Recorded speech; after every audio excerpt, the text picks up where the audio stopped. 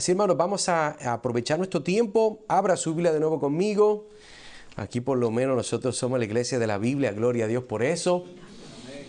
Abra conmigo su Biblia en Romanos capítulo 12. Vamos a estar entonces terminando esta serie que comenzamos hace 2 semanas atrás, titulada Nuestro Compromiso. Específicamente en el día de hoy vamos a estar viendo lo que es la mayordomía, el evangelismo y su misión dentro de lo que es nuestra temática del día de hoy. Romanos capítulo 12, versículo 4 al 10, cuando lo tenga puede decir amén. Amén. Amén. Dice la palabra del Señor. Porque de la manera que un cuerpo tenemos muchos miembros, pero no todos los miembros tienen la misma función, así nosotros, siendo muchos, somos un cuerpo en Cristo y todos miembros los unos de los otros. De manera que teniendo diferentes dones, según la gracia que nos es dada, y si el de profecía, únese conforme a la medida de la fe, o si de servicio, en servir, o el que enseña en la enseñanza, el que exhorta en la exhortación, el que reparte con liberalidad, el que preside con solicitud, el que hace misericordia con alegría. El amor sea sin fingimiento. Aborreced lo malo, seguid lo bueno, amaos los unos a los otros con amor fraternal, en cuanto a honra, prefiriéndoos los unos a los otros. Hermanos, esta es la palabra del Señor. Así entonces, hermanos, estamos en esta tercera parte de nuestro compromiso y como nosotros acostumbramos, vamos a ver en breve nuestro llamado, pero sí quisiera aprovechar para que se enfoque en lo que vemos en este texto de Romanos capítulo 12, ya que aunque no es el texto que vamos a estar abundando, pero sí ha notado las semanas pasadas comienzo con un texto en particular, entonces estoy tratando de sacar o extraer un concepto que tiene que ver con nuestra idea de la unidad en la iglesia de Cristo. Particularmente Romanos capítulo 12, los versículos 4 al 10, es una ilustración de la importancia de la unidad en la iglesia y enfatiza la diversidad de dones y funciones dentro del cuerpo de Cristo. Si puso atención, eso es lo que está diciendo Pablo en esos versos, y Pablo está usando esa metáfora del cuerpo para mostrar cómo los creyentes, aunque nosotros somos muchos, nosotros pues obviamente somos uno en Cristo. Entonces cada miembro aporta un don único. La iglesia obviamente prospera cuando estos dones se emplean en armonía. Le daría tal vez el concepto de lo que nosotros llamamos lo que es la sinfonía. Yo creo que una vez le compartí a ustedes que la idea de lo que es la sinfonía es una palabra que es compuesta de 2 palabras en el griego, donde estamos hablando, bueno, una es de la raíz phonos, que es de oír, y otra es de sin, que es de unidad. Entonces entendemos que una sinfonía es algo deleitoso de escuchar, es algo hermoso, es algo bueno. Y obviamente si usted fuera a una sinfonía, espero que la pase bien, porque usualmente eso es algo muy, yo diría a veces hasta abrumador, de tan lindo que se escucha, y uno no está acostumbrado a escuchar ese tipo de música. Al otro extremo está otra palabra que tal vez no ha escuchado. En el griego hay una raíz que es, bueno, es diferente para nosotros porque nosotros tenemos unas palabras que suenan iguales, pero no son las mismas. En este caso, la palabra caca se llama una cacafonía. Entendemos que es lo opuesto. Y lo que estamos viendo aquí, que Pablo está diciendo en Romanos, es que si nosotros estamos conectados, y lo estamos porque Cristo es la cabeza, entonces se entiende que hay una sinfonía en la forma que nosotros empleamos nuestros dones y talentos. En vez de una cacofonía, que es lo opuesto. Es algo, por lo menos la palabra cacá significa, es algo malo, es algo, tiene una denotación negativa. Es algo que es destructor. Y escuche bien, si usted ha escuchado, usted también lo ha visto por las redes sociales, personas que creen que son cantantes increíbles, usted lo escucha y usted dice, ay bendito, tiene que apagarlo o bajar el volumen porque lo que está escuchando está causándole que se le paren los pelos, pero es del dolor, no es de la alegría. Entonces podemos ver que esta dependencia promueve también lo que es la humildad en el cuerpo de Cristo, la interdependencia y el apoyo mutuo, y cada miembro entonces ejerce sus dones con amor y servicio. Se crea una comunidad dinámica que refleja la interconexión y el cuidado mutuo de un cuerpo saludable. ¿Y qué es lo que causa eso? Bueno, eso fortalece la iglesia de una forma interna y externamente. Ahora, por último, el pasaje nos llama a un amor genuino. Si se acuerda lo que está diciendo Pablo, nos está diciendo que nosotros no vayamos a fingir nuestro amor. Una de las cosas que debemos de recordar cuando hablamos de compromiso en la iglesia local es que el problema no es que tengamos dones, el problema es que los ejerzamos sin amor.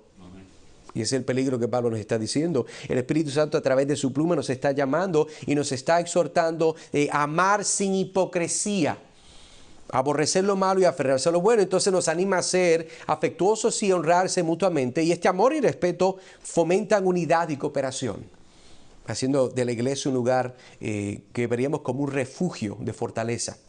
Ahora, viendo esta introducción o dándole como quien dice esa imagen de lo que Pablo habla, de lo que es la unidad del cuerpo de Cristo, entonces nosotros entramos a lo que vamos a ver en tres particulares secciones, pero no antes darle como quien dice la tesis de lo que vamos a hablar, que diríamos: iglesia, asegurémonos de participar regularmente en el apoyo financiero y la mayordomía, comprometiéndonos con el evangelismo y el alcance, y buscar la sumisión al liderazgo y a la disciplina de la iglesia. ¿Con qué? Con fidelidad. Note que yo no le puedo decir: usted tiene que estar aquí tantas horas, porque si no ve tantas horas, entonces no es fiel. La fidelidad es algo que es paralelo con el corazón de la persona que ejerce la obediencia a Cristo.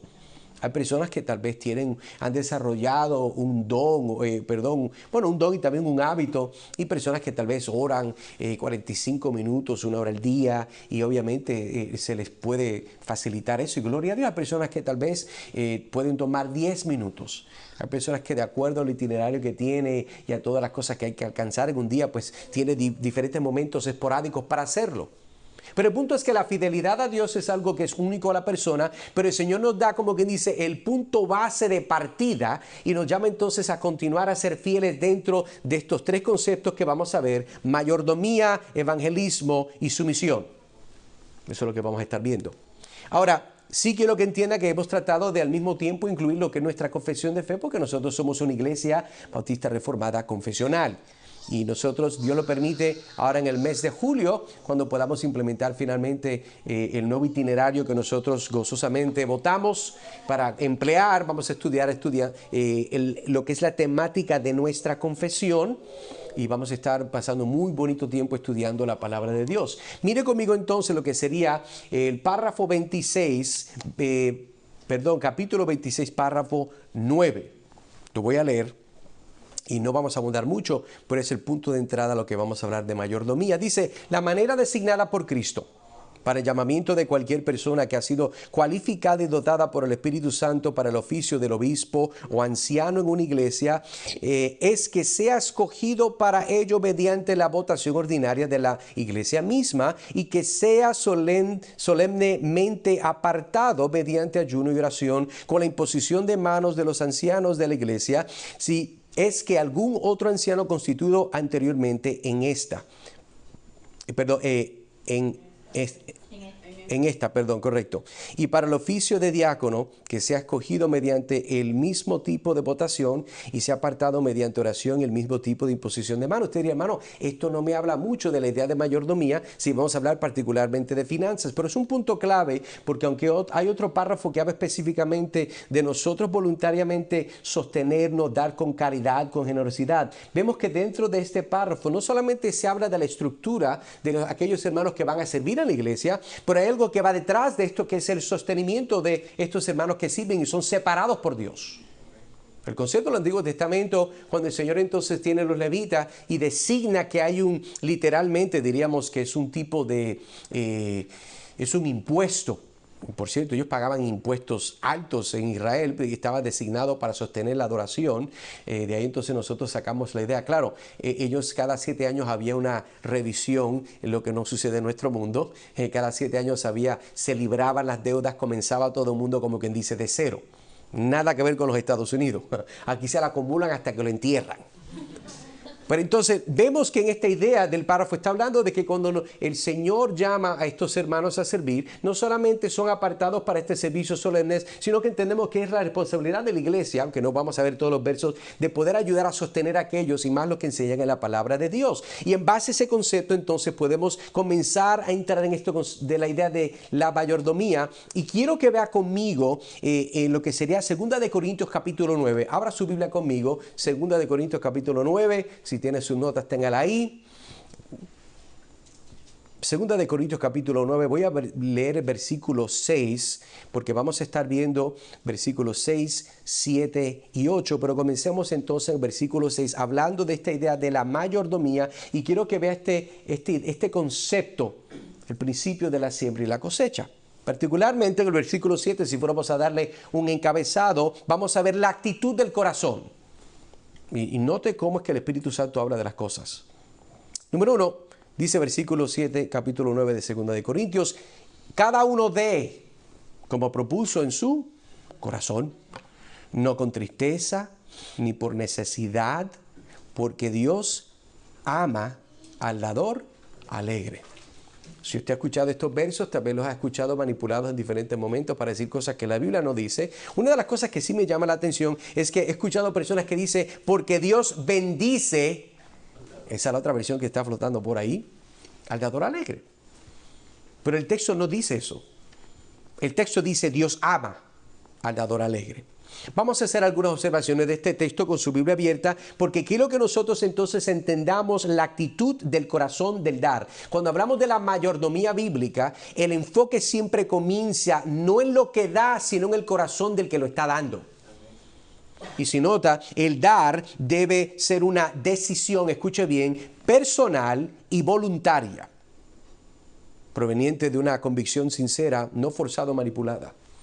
En esta iglesia usted nota y va a notar que nosotros, nuestro proceso litúrgico, liturgia habla de cómo corremos el servicio, el orden de lo que llamamos de adoración. Nosotros sencillamente leemos la palabra, cantamos la palabra, oramos la palabra, amonestamos a los hermanos que obedezcan la palabra, pero que usted no va a ver que vamos a estar vendiendo, ni rifando, ni haciendo, ¿verdad? Como cuando la gente va a la subasta. O sea, aquí nosotros no venimos a hacer una subasta cuando se habla de la ofrenda. ¿Por qué? Porque entendemos lo que el verso dice. Entendemos de que este es algo se supone que haya propuesto en su corazón, la cual nos está diciendo que sucede antes de llegar. Si vamos a hablar del corazón del dar, hay cosas que pasan en el corazón del que va a dar antes de que llegue a dar. Usted entonces de proponer en su mente, Señor, yo sé obviamente lo que yo gano, yo sé las deudas que tengo, yo conozco las metas, los ahorros, todo eso.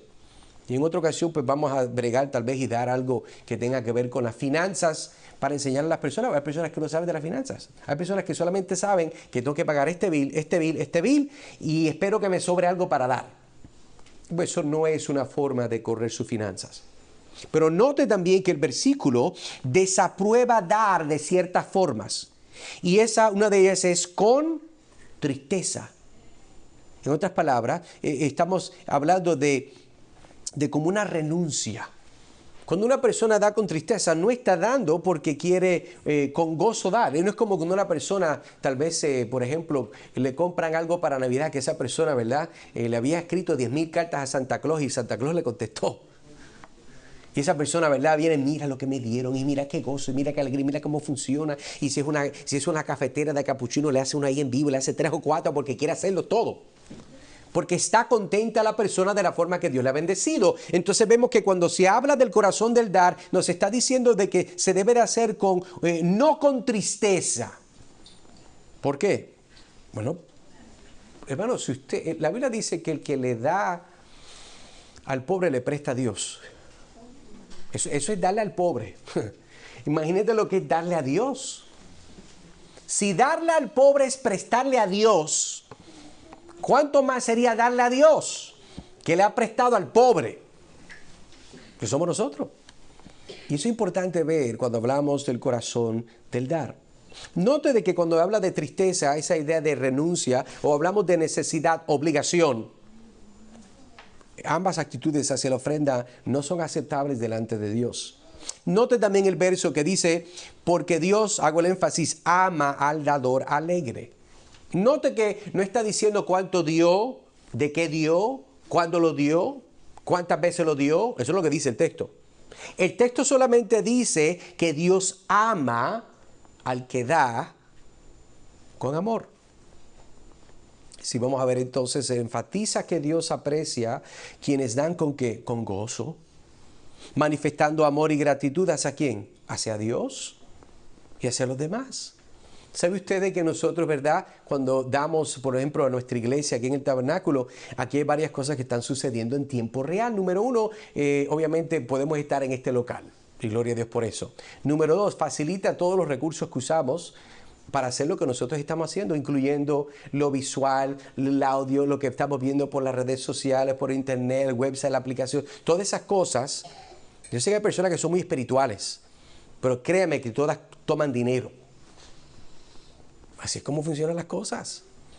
Entonces entendemos que cuando nosotros podemos dar, no solamente somos bendecidos porque estamos tomando parte de esta adoración de una forma... Recuerde que la adoración no solamente es cantar, lo que hacemos en la liturgia el domingo. La adoración es la forma como usted vive.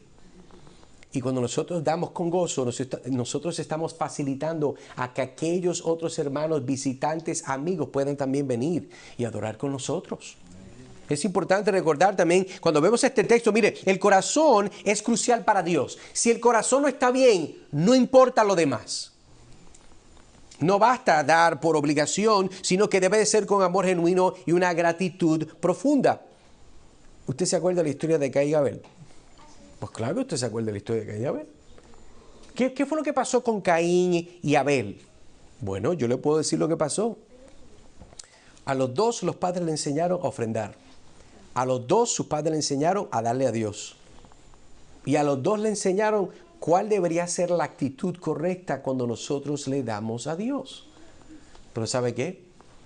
Lo que los padres nunca podrán hacer, y ni usted va a hacer con los suyos, ni yo con los míos, usted no puede controlar el corazón de cómo ellos obedecen, se someten, dan, sirven. Usted no lo controla. Y esperamos que el modelaje de nuestro amor y servicio al Señor, a nuestros cónyuges, a nuestros hermanos, nuestros hijos lo puedan ver lo suficiente para ver de una forma objetiva y poder entender lo que es dar con una actitud adecuada. Y vemos entonces lo mismo. Usted, si se acuerda conmigo, Hebreos capítulo 11, versículo 4, dice, por la fe, Abel ofreció a Dios más excelente sacrificio que ¿quién? Que Caín. No meramente es uno mejor, es más excelente. Por lo cual alcanzó testimonio de que era justo, dando Dios testimonio de sus ofrendas, y muerto aún habla por ella. ¿Qué pasó con estos dos? Que la actitud del corazón de Caín fue una, donde a los dos le enseñaron lo mismo, pero no los dos lo dieron y lo hicieron de la misma forma. Cuando nosotros, hermanos, estamos hablando de dar, deberíamos de hacerlo de una forma que es el resultado de la obra evangélica en nuestros corazones.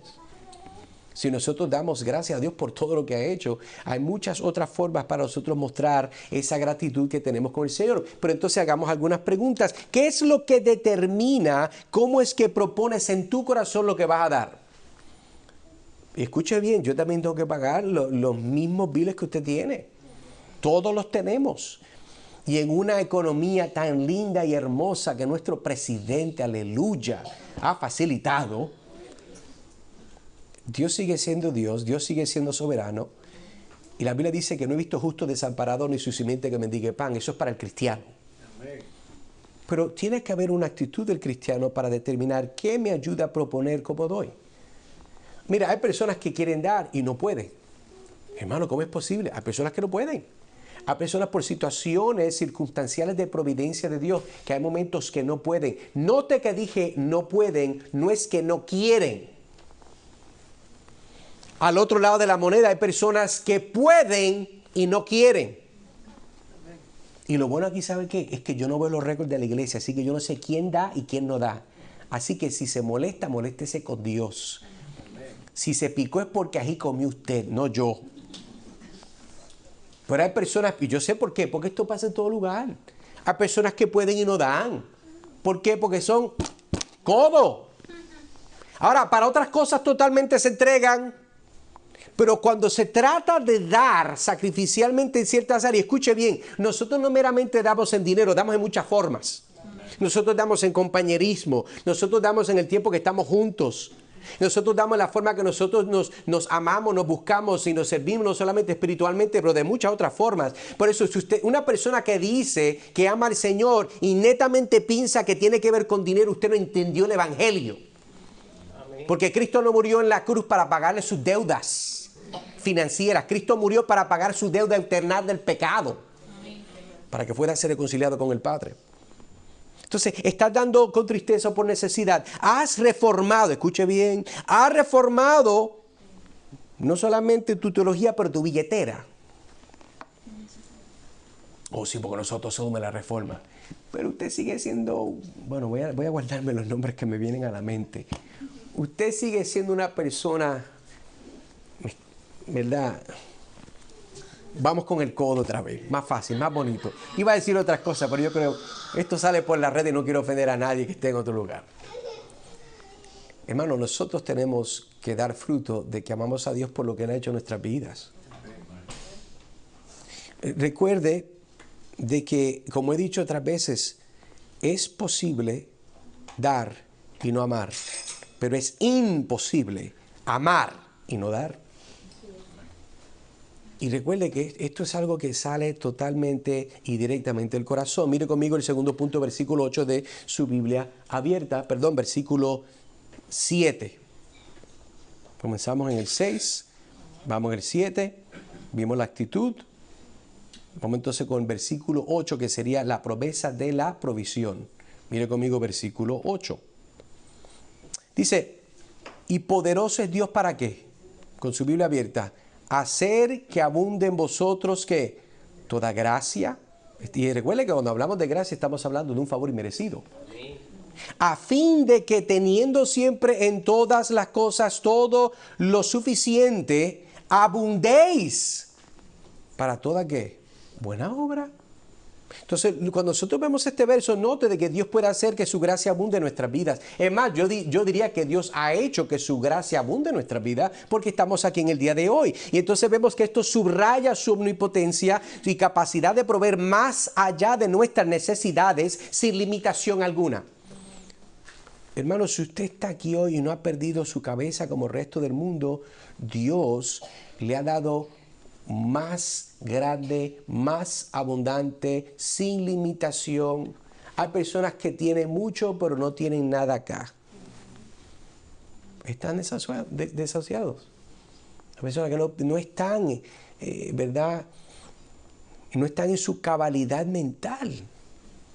Hay personas que están desquiciados por su pecado, por las drogas, por pecado, pornografía. Tire todo por ahí, marihuana, de todo. Y tienen dinero. ¿Cuántas personas de renombre, personas ricas, se quitan la vida? ¿Por qué? Bueno, porque la abundancia que recibieron del aspecto material nunca cubrió la deuda espiritual que tenían. Ese es el problema. Y pon el reloj. Cuando una persona que no conoce a Cristo sigue acumulando deuda, acumulando espiritual, llega un punto que pierde la esperanza de la vida y se la quita. ¿Por qué? Porque es que en este mundo no hay esperanza en nada más que no sea en Cristo. Amén.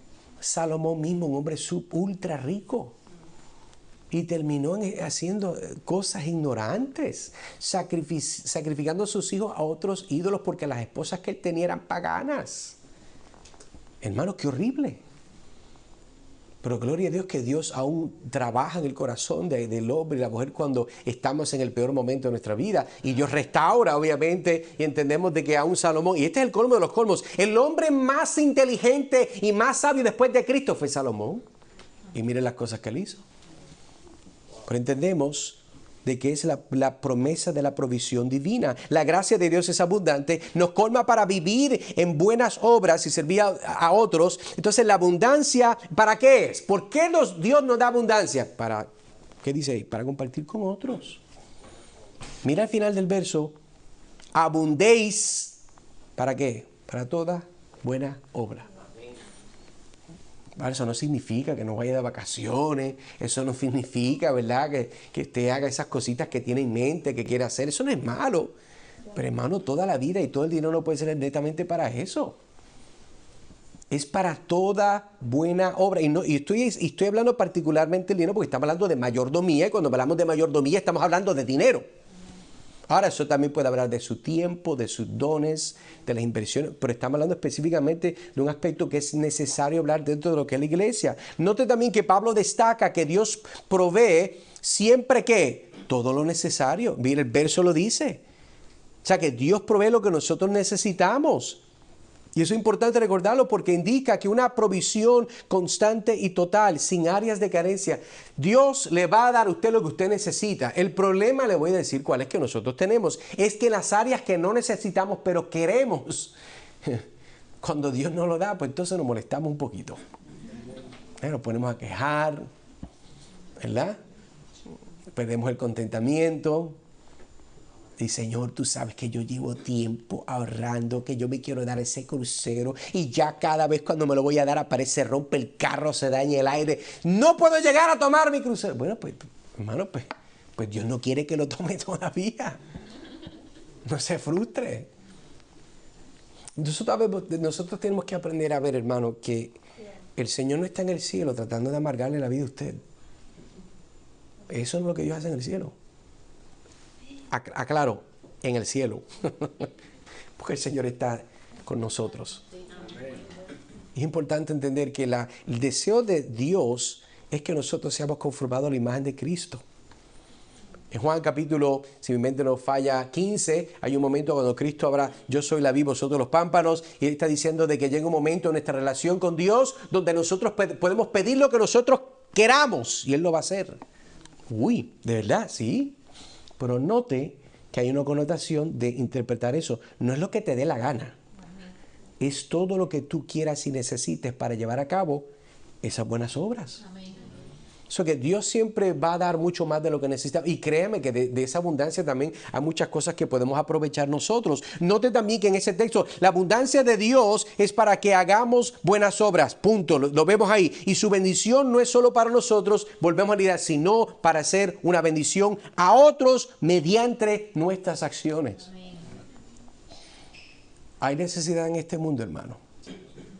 O si no la ha visto, pues está escondido en una cuevita, hay que sacarlo, darle una vueltita, llevarlo por ahí, llevarlo por algunas partes de Orlando para que vea que hay necesidad. Aún en Orlando hay necesidad.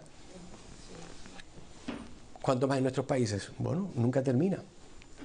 Y quiera Dios que Dios nos bendiga a nosotros, nos prospere a nosotros, a la capacidad que nosotros podamos juntos participar de extender una mano dadivosa, generosa para aquellos que no viven con nosotros en este país.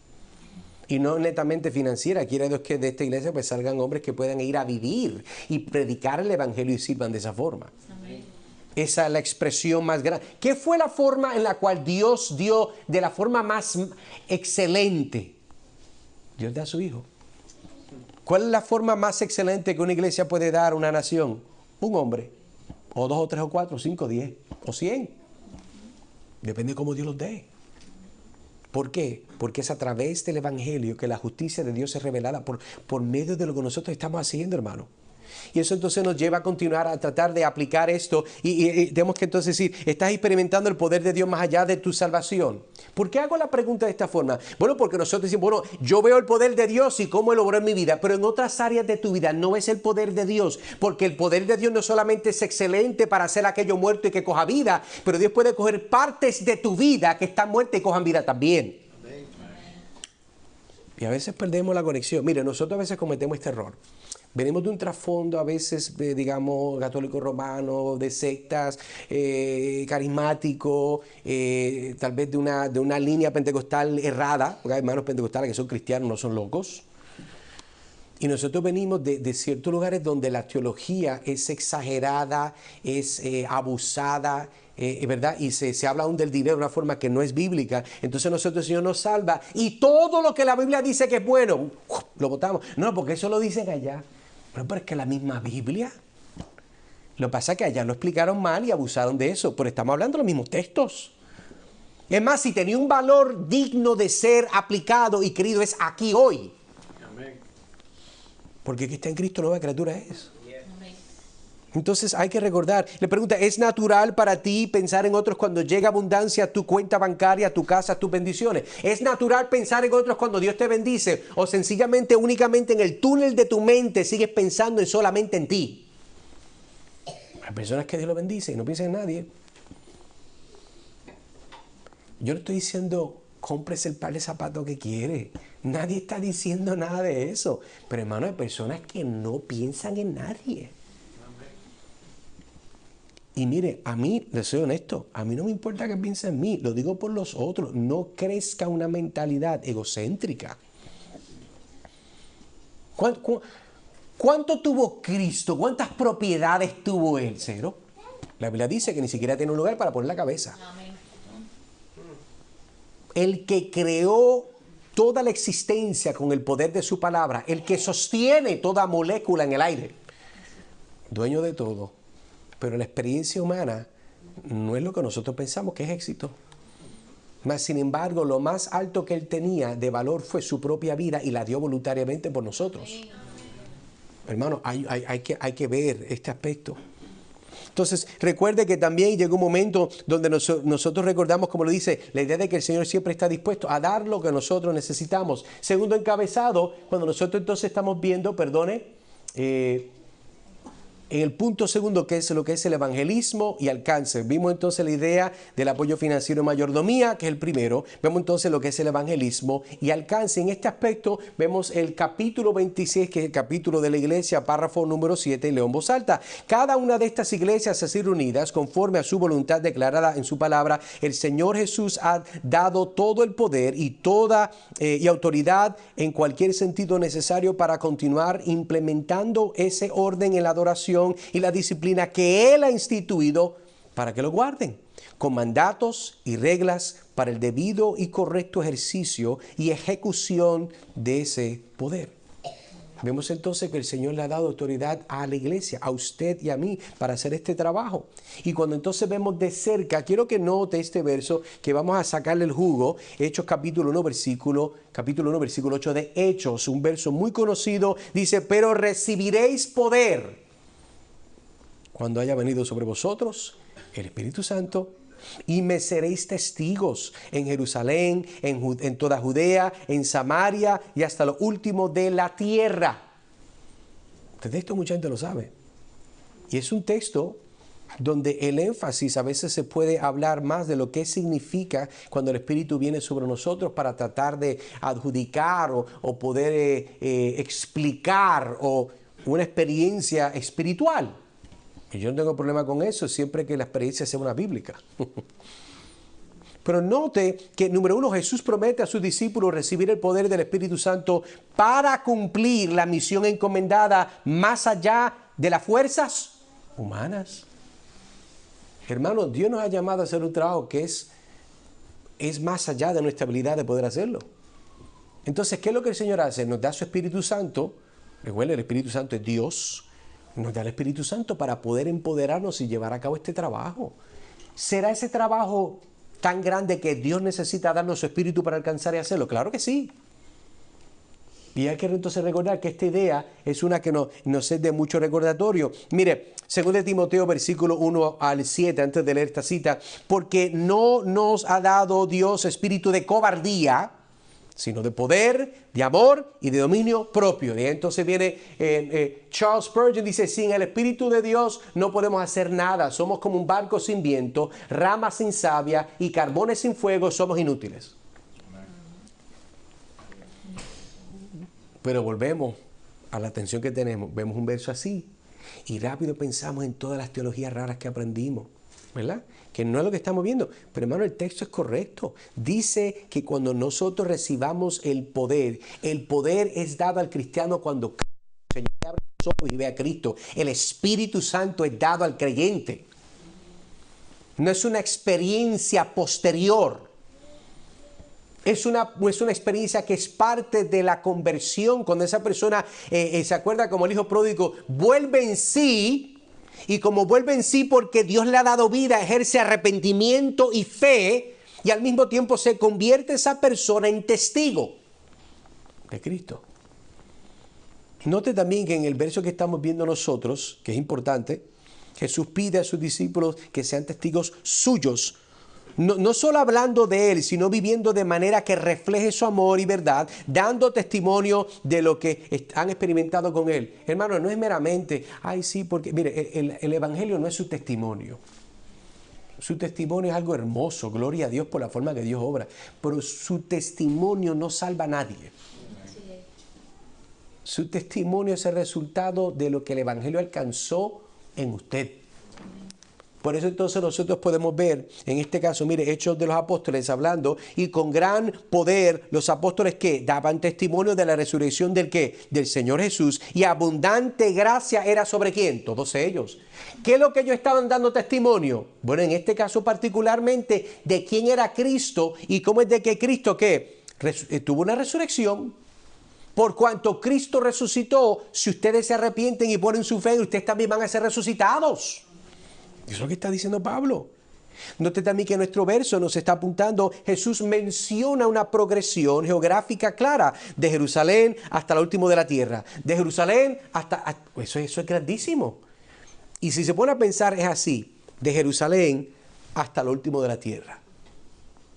Comienza en un lugar, pero nunca termina hasta que alcanza toda la tierra. Esa es la medida como Dios lo ve. Nosotros se acuerda que vimos entonces Marcos 16, 15, le dijo, id por todo el mundo y ¿qué? Y predicad el evangelio. Hay personas que me van a dar un tiempo difícil y los amo y los quiero. Y si están sentados, pues igualmente los quiero aquí en vivo. Me dicen, no, es que dar un testimonio no es lo mismo que predicar. Escúcheme bien, usted no puede dar testimonio en Cristo si no habla y declara quién es Cristo. ¿Por qué? Porque ya yo se lo dije, su testimonio no salva a nadie. Ahora es bueno, comparta su testimonio, de evidencia de lo que Dios ha hecho, pero su testimonio es el resultado del poder del Evangelio, que es el poder de Cristo. Por eso Pablo dice, no me avergüenzo de ¿qué? De mi testimonio. No me avergüenzo del Evangelio. Que a veces yo digo, será por eso que a la gente le gusta hablar mucho de su testimonio y no del Evangelio, porque tienen vergüenza. Que es una ironía. O sea, comparto mi testimonio para que veas cómo Cristo ha obrado, pero no te doy lo que Dios dijo que te dé, que es lo que Dios usa para salvar a la gente. Es una contradicción. Es una contradicción. Por eso cuando nosotros vemos de que Dios nos llama a ¿qué? A ir por todo el mundo, a ser discípulos ¿qué? A todas las naciones. Nosotros vamos a indoctrinar, como quien dice, al mundo en la justicia de Dios. Pero ¿de dónde usted saca la justicia de Dios? De su vida, de su estilo de vida, de su bondad, de su generosidad. No, hermano, es de la palabra de Dios. Amén. Es importante recordar que aunque nosotros damos testigo de la bondad de Dios, testigo de la abundancia de Dios, pero el testigo mayor es el Evangelio, que es la evidencia de un Cristo resucitado, que es Él promete salvarte, perdonar tus pecados y traer reconciliación con el Padre. Y eso hay que recordarlo, hermanos. Podemos entonces hacer algunas preguntas mientras continuamos. ¿Cómo va tu llamado de ser un testigo fiel de Cristo? ¿Cómo va eso? Bueno, hermano, usted sabe que pues yo sabe que yo no soy una persona muy vocal. Bueno, depende, porque yo he estado en fiesta con ustedes, ustedes son bien vocales. Hermano, recuerde que ser un fiel testigo de Cristo no es predicar, tal vez como nosotros lo hacemos los domingos aquí. Un testigo es una persona, vamos de una perspectiva judicial. Un testigo es una persona que puede validar y verificar el punto que se está llevando en esa corte. Si la corte está diciendo Jesucristo es el Señor, el camino, la verdad y la vida, y yo soy testigo de ese Cristo, yo puedo entonces validar quién es ese Cristo. Yo puedo validar, y ese Cristo se valida no solamente por la evidencia de su mensaje, sino por la evidencia de su evangelio, que es obviamente lo que cambia a la persona. Hermanos, hay que recordar que si vamos a ser testigos fieles, la única forma es compartiendo el evangelio fielmente. El evangelio que es fiel y hacerlo con actitud fielmente. ¿Será posible que el Espíritu Santo, yo hablando aquí de una forma tal vez sarcástica, ¿será posible que el Espíritu Santo puede ser limitado por los cristianos contemporáneos? El Espíritu Santo, mire, escuche, es capaz de dar convicción de pecados, es capaz de darle ojos a los ciegos para que vean su pecado y su maldad, pero no puede causar que esos mismos cristianos sean testigos del Cristo resucitado. Qué cosa más rara, ¿verdad? O sea, todos pueden nacer de nuevo, pero les cuesta manifestar la pasión en su corazón que alguien verdaderamente ha nacido de nuevo va. Usted se acuerda de las mujeres en el pozo. Esa mujer era una neófita teológicamente. analfabeta teológicamente. Pero ¿qué es lo que ella sí podía hacer? Ella podía hablar. Ella fue y tocó. Mira, fulana, ven acá, que encontré un hombre que me ha dicho todo lo de mi vida. Ella no sabía 3 pepitas de nada, de la teología reformada, nada. Pero lo que Dios sí le dio fue revelación de quién era Cristo. Amén. ¿Y qué hizo ella? Pues trajo personas. Usted va a decir, mi hermano, es que yo no conozco mucha teología, pero yo no veo que usted trayendo nada a la iglesia tampoco. Tal vez usted no puede ser maestro o maestra, pero traiga gente a la iglesia para que podamos enseñarle. ¿Ve la presión que nosotros debemos de tener? Nosotros debemos, si estamos totalmente convencidos que esto es lo mejor que ha pasado en mi vida, yo busco personas para que oigan y escuchen de Cristo. Amén. Y la meta es que Dios me ayude a mí a desarrollar mi habilidad en su estilo, en su forma, pero no cambiamos el mensaje es igual. Aquí van a haber muchos hermanos que van a enseñar y predicar, y no todos van a hacerlo de la misma forma, pero todos van a enseñar el mismo contenido. Y eso es algo que Dios nos debe ayudar a nosotros a recordar. Primera de Juan 4:18. En el amor no hay temor, sino que el perfecto amor echa fuera el temor, porque el temor lleva en sí castigo, de donde el que teme no ha sido perfeccionado en el amor. ¿Qué significa eso? Hermano, no me diga usted tiene temor. A mí me da temor. Yo entiendo lo que usted está diciendo, pero hermano, usted no puede vivir en eso. Usted no puede quedarse, es que me da miedo, es que me da miedo. ¿Cuántas cosas usted ha dicho que le da miedo y las ha hecho de todas formas? Para muchos fue hasta casarse. No tenía dinero, tenía un reguero en su vida. Y usted se atrevió a tirarse a la aventura de casarse. Y unos están mejores que otros, pero estamos por lo menos en Cristo. Mire, 2 Timoteo 1:7 nos dice también, porque no nos ha dado Dios espíritu de ¿qué? De cobardía, sino de poder. El Espíritu Santo se nos fue dado. De amor y ¿qué? Y de dominio propio. ¿Para qué? Para hacer lo que Dios nos ha llamado a hacer. El no entender eso, hermano, es claudicar con la evidencia de una persona que ama a Cristo. Vuelvo y digo, no todo el mundo lo va a hacer igual. Ese no es el punto. Aquí no es tener una uniformidad eclesiástica. No. Aquí es tener una unanimidad eclesiástica. Se escucha similar, pero es lo mismo. Uniformidad significa que todo el mundo tiene que hacerlo igual. Eso no es la iglesia. Porque no todo el mundo es brazo, pierna, ojo. Todo el mundo es diferente. Pero la unanimidad de la iglesia habla de lo que Hechos nos dice, que estaban todos juntos y unánimes. Eso es unanimidad.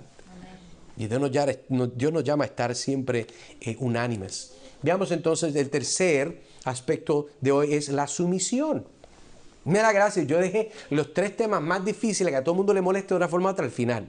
Esta tercera parte. Pero ustedes son cristianos, esto no les molesta, usted le da gozo, gente que está sonriendo, que quieren contenerse de la alegría.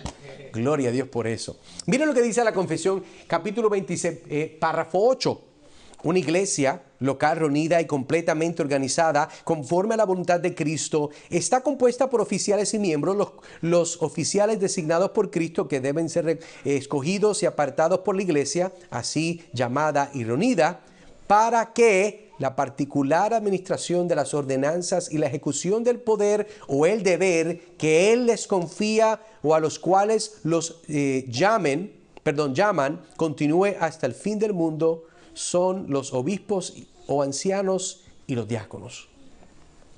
Vemos entonces que la palabra de Dios confiere una autoridad a los oficiales de la iglesia, particularmente los pastores.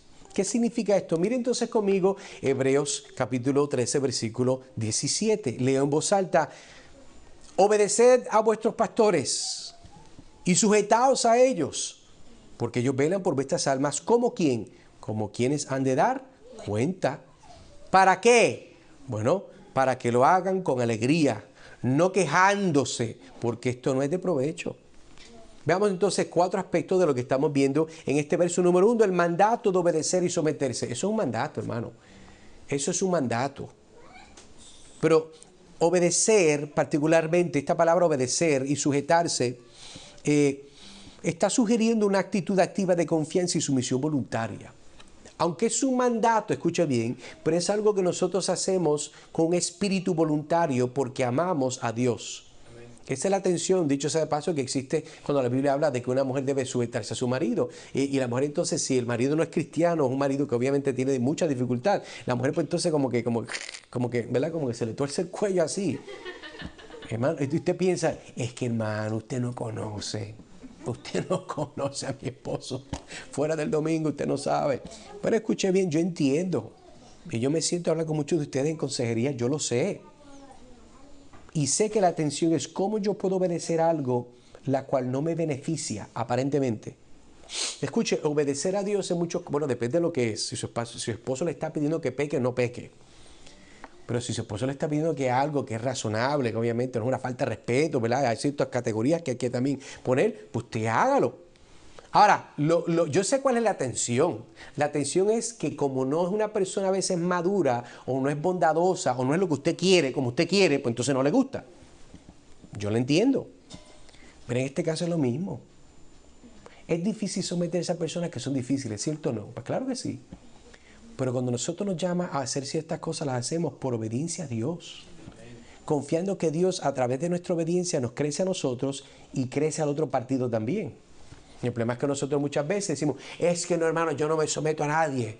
¿Por qué? Porque yo he ido a iglesia. Usted tiene el síndrome de la mujer que vivió con un hombre abusador, encontró uno bueno y quiere darle la pela del abusador. Eso es lo que pasa. Y así pasa en la iglesia. Usted una iglesia mala tuvo un momento horrible y usted entonces ahora quiere hacernos pagar por los platos rotos de aquella iglesia. Usted está mal. Eso no es así.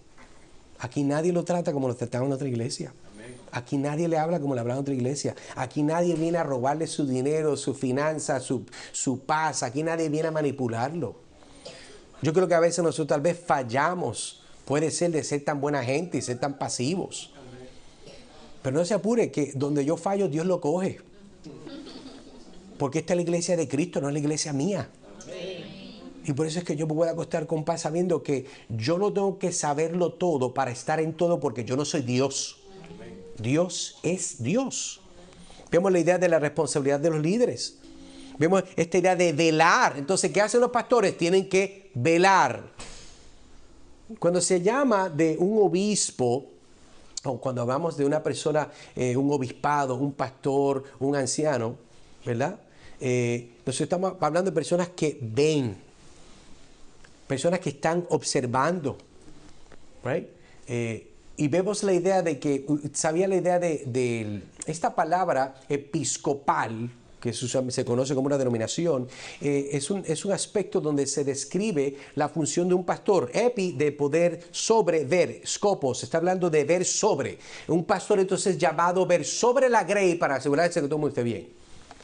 Un pastor entonces funciona como un episcopal, de una forma clara en el término. ¿Por qué? Porque nosotros estamos viendo sobre, asegurando que todo el mundo esté bien, que no haya un lobo loco para sacar un bate. Un rifle, más fácil un rifle que un bate, porque de lejos lo cogemos. Es el trabajo del pastor, pero note de que está diciendo el texto que la responsabilidad y rendición de cuentas está, ¿de quién? De nosotros, rendirle cuentas a Dios. El hermano insisto, yo tenemos que rendirle cuentas a Dios. Pero hermano, déjeme decirle la verdad, porque nosotros somos familia. No hay nada más difícil que rendir cuentas por gente difícil. Gente que hace las cosas difíciles. Gente que usted dice, yo no sé si me aman. A veces yo dudo. Si me ven como su pastor o como su enemigo. A veces eso pasa. ¿Por qué? Porque cuando nosotros no trabajamos juntos en un aspecto sumiso bíblico, lo que estamos causando es más dificultad. Y el deseo de Dios no es que tengamos más dificultad, sino que nosotros seamos hermanos que podamos caminar juntos con el motivo de honrar y glorificar al Señor. Ese es el deseo de Dios. El deseo de que nosotros podamos tener gozo. Nosotros, ¿todos vamos a ser perfectos? No, yo no soy perfecto tampoco, pero la idea es que podamos ir. Mira lo que dice el texto. Dice que nosotros tienen que obedecer y sujetarse a sus pastores. ¿Por qué? Porque ellos van a velar por usted y por su alma.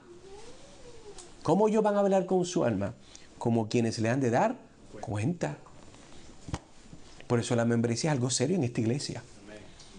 Cuando usted es miembro de esta iglesia, usted voluntariamente está poniéndose a la disposición de sus pastores para que velen por su alma. ¿Por qué? Porque a mí me van a pedir cuenta por cada uno de ustedes, cuenta en el cielo. A preguntar, mira, ¿cómo estaba el hermano Lester? Bueno, señor, a veces tú sabes, porque estaba muy cansado. Pero eso no le importa. Si hiciste tu trabajo, buscaste, fuiste informado, amaste, corregiste, exhortaste con paciencia, con amor, con benignidad. Hermano, eso es parte de la vida cristiana, eso es parte de la obra pastoral. Note también el impacto de la actitud de la congregación. La actitud de la congregación influye en el ánimo de los líderes. Cuando no hay respeto y apoyo, los pastores ejercen su ministerio con una falta de gozo. Cuando no hay ese aspecto, no hay gozo, hermano. ¿Por qué? Porque nosotros es como cuando, usted sabe que yo pues no quiero mucho los gatos. Sabe que yo pues nos venimos de lejos. Y Dios bendiga a todos los gatos cristianos. ¿Verdad? Yo sé que andan por ahí. Yo voy a seguir conociendo. Bueno, no he conocido todavía uno, pero voy a conocerlo. Si está en su casa un día voy y me lo presenta. Pero escucha bien, eso es como uno tratar de estar pastoreando gatos. Nadie pastorea gatos porque todos son únicos y uno va por acá y se trepa allá arriba. O sea, no es como las ovejas.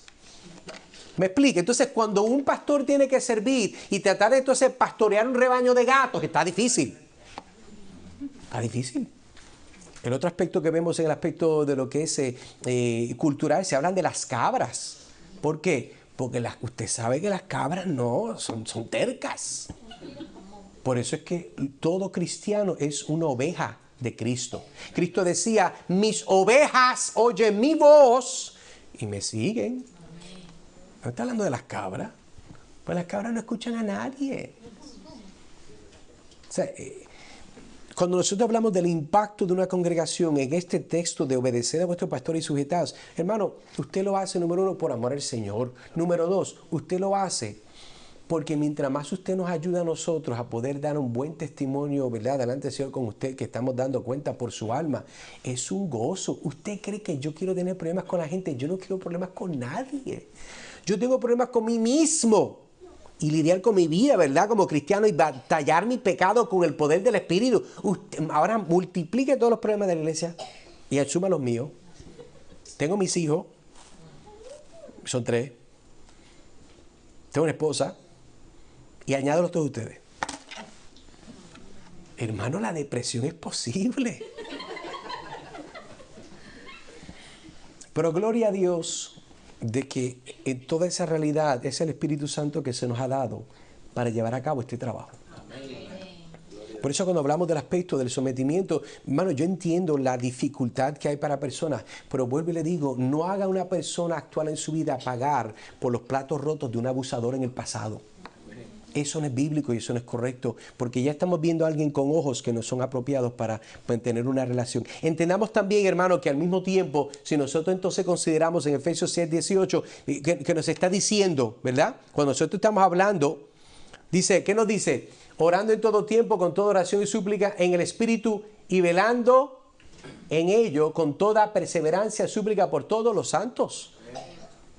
Dicho sea de paso, entienda que no es solamente el trabajo del pastor de velar, es usted también. Amén. Usted se acuerda del problema que tenía el fresco Caín. Caín, ¿dónde está tu hermano? Dios sabe. Pues Dios entonces está confrontando a Caín. Dios es bueno y Dios es muy bondadoso, porque Dios debería partirle al tipo por la mitad por un rayo cuando habló y contestó. ¿Acaso soy yo guardián de mi hermano? ¿Sí? Sí, tú lo eres. Y nosotros como hermanos en Cristo debemos ser guardianes del unos por los otros, no es netamente sus pastores. Sí, nos toca a nosotros buscarle, animarle con amor, instruirle, en muchos casos con amor reprenderle, con amor, paciencia, pero eso le toca a usted, porque usted es parte de un cuerpo. Miren lo que dice entonces Efesios 5:21, someteos unos a otros en el temor de Dios. No está hablando solamente de los pastores. Hay gente que tiene ese problema de rebelión muy trepado. Yo no me someto. Bueno, si usted no se somete a Dios, usted no se somete a la palabra. Si no se somete a la palabra, entonces no se puede someter a una iglesia local. Y puede ser por eso que su matrimonio está hecho chicharra, porque no se somete a nadie. Hay gente que son así. Mira lo que dice Primera de Pedro también, 5:5. Igualmente jóvenes, estad sujetos a los ancianos. Y todos sumisos unos a otros, revestidos de humildad, porque Dios resiste a los soberbios y da gracia a los humildes. Hermano, no es netamente a sus pastores, sí está el mandato de obedecer y sujetarse, pero estamos hablando que hay un aspecto en la iglesia que nosotros debemos mantener una unidad, una sumisión, comenzando por la palabra de Dios y la forma que nosotros nos vamos a relacionar los unos con los otros. Hermanos, es importante, es necesario que el Señor nos ayude a nosotros a recordar que la realidad de nuestro llamado, cuando estamos viendo el aspecto de mayordomía, evangelismo y lo que es la sumisión, es necesaria para una iglesia saludable. Amén. Las iglesias que nunca le hablen de estas cosas de una perspectiva bíblica, medida y correctamente, mejor busque otra. ¿Por qué? Bueno, eso es como la persona que se casa, nunca de verdad se conocieron, pero se casaron y más tarde se enteraron de lo que no se conocieron, y cuando se enteraron de todo lo que no se conocieron, está difícil. Es mejor que usted sepa lo que la Biblia le llama a usted a comprometerse, no solamente en esta iglesia, pero cualquier iglesia de Cristo. De hacerlo con gozo, de hacerlo con alegría. ¿Por qué? Porque al fin del día el deseo del Señor es que todos nosotros seamos cada día más como Cristo Jesús. Terminamos entonces haciendo nuestro repaso. La tesis de hoy: iglesia, asegurémonos de participar regularmente en el apoyo financiero y la mayordomía, comprometiéndonos con el evangelismo y el alcance, y buscar la misión al liderazgo y la disciplina de la iglesia. ¿Con qué? Con fidelidad. Oremos. Señor, te damos gracias por este tiempo, gracias por tu palabra. Gracias porque nuestro trabajo es meramente apuntar a ella y confiar que tu Espíritu es el que hace la obra en el corazón. Gracias, Señor, porque tú nos tienes aquí en el tabernáculo metropolitano para poder fielmente, por el poder de tu Espíritu, informados por tu palabra, hacer tu voluntad. Ayúdanos a nosotros a amarnos más los unos a los otros. Ayúdanos a nosotros, Señor, servirte con un corazón más puro, más generoso, con más expectativa, sabiendo que esto es un privilegio, poder ser llamados hijos de Dios. Gracias por todo, porque eres el que, Señor, no solamente comenzaste la obra, pero tú nos prometes que tú la vas a cumplir, la vas a completar, la vas a perfeccionar hasta el día final. Gracias, Padre, porque pedimos todo esto en el nombre de Cristo Jesús. Amén y amén.